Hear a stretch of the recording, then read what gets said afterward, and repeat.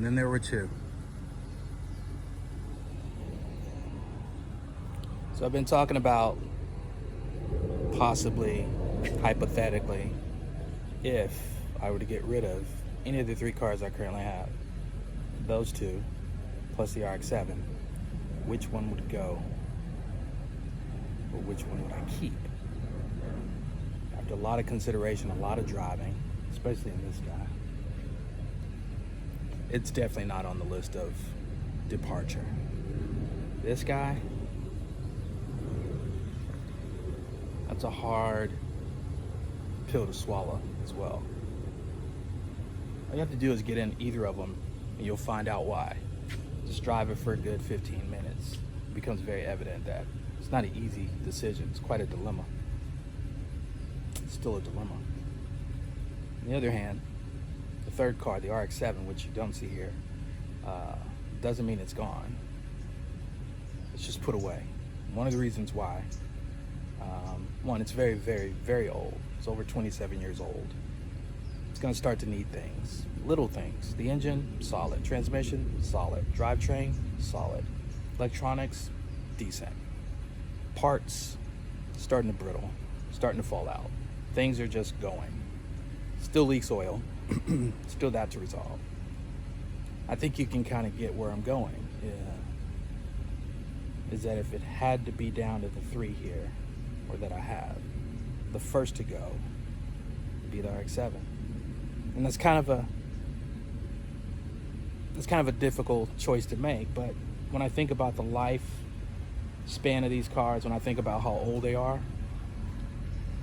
individually, it makes it a little easier because these two cars both have a fairly new essence to them. They're old, but they're not technology and quality old, meaning that they weren't built in the 80s, 90s. They were built in the 2000s. Well, I take that back. That might as well have been built in the 2000s. It's a 1997, and Porsche, I mean, they're German. They're gonna do it a lot better than most. So my point is, the quality of the build, the longevity of the build and the integrity of them, they just have staying power. The RX-7, yeah, but you gotta put a little bit more into it. And that's not a car that when it goes down, it's easy to revive. You can rebuild this engine. The parts are pretty common.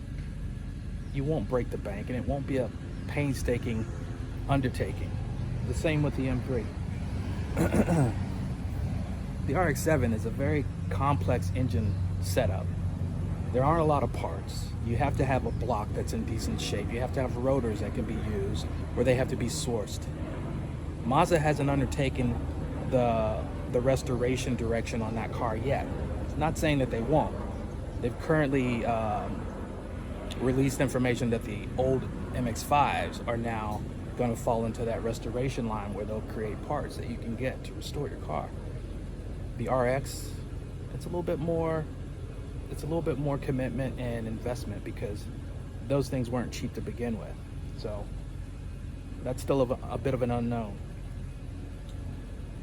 The irony of it is that that car, the RX-7, I've put it away, I've taken the battery out, and I'm just letting it sit.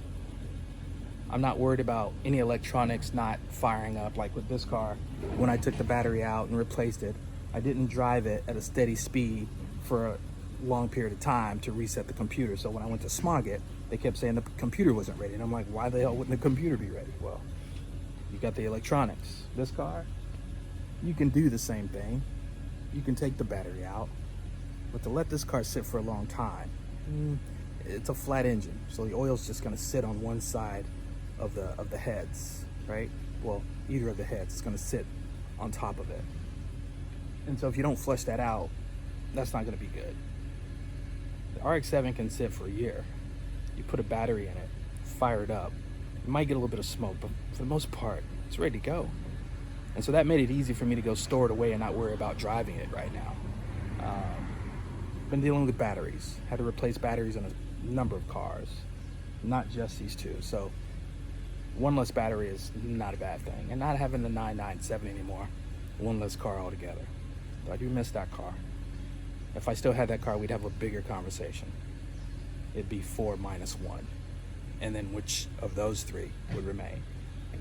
So net, these are the two cars that I would keep, and then have to decide which of these two would go.